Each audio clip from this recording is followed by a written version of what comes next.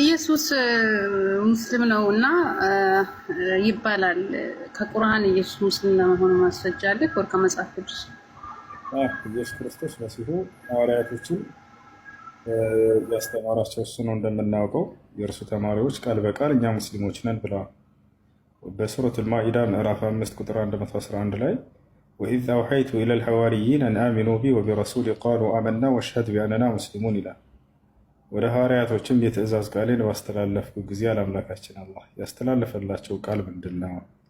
በማን በኩል ነው የተላለፈላቸው? ያ ቃል ወደሚለው ስንመጣ በመሲሁ በኩል ነው የተላለፈላቸው። የተላለፈውም ቃል አን አሚኑ ቢ ወቢረሱሊ የሚል ነው። በእኔ በአምላካችሁ በአላህ እመኑ፣ በላኩላችሁ መልእክተኛና ነቢይም እመኑ የሚል ቃል ነው። ሐዋርያቶችም ቃሉ አመና አምነናል አሉ። ከዚያም ወሽሀድ ቢአንና ሙስሊሙን እኛ ሙስሊሞች መሆናችንን መስክርልን አሉ ይላል።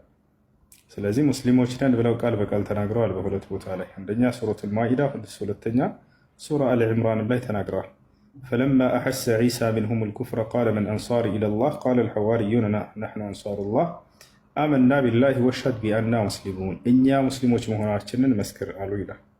ስለዚህ ሙስሊሞች ናቸው። ይሄንን ሃይማኖት የተማሩት ከአስተማሪያቸው ከመሲሁ ዒሳ ዓለይሂ ሰላም ነው። ያ ማለት ኢስላምን ያስተማራቸው ራሱ ሙስሊም ነበር ማለት ነው።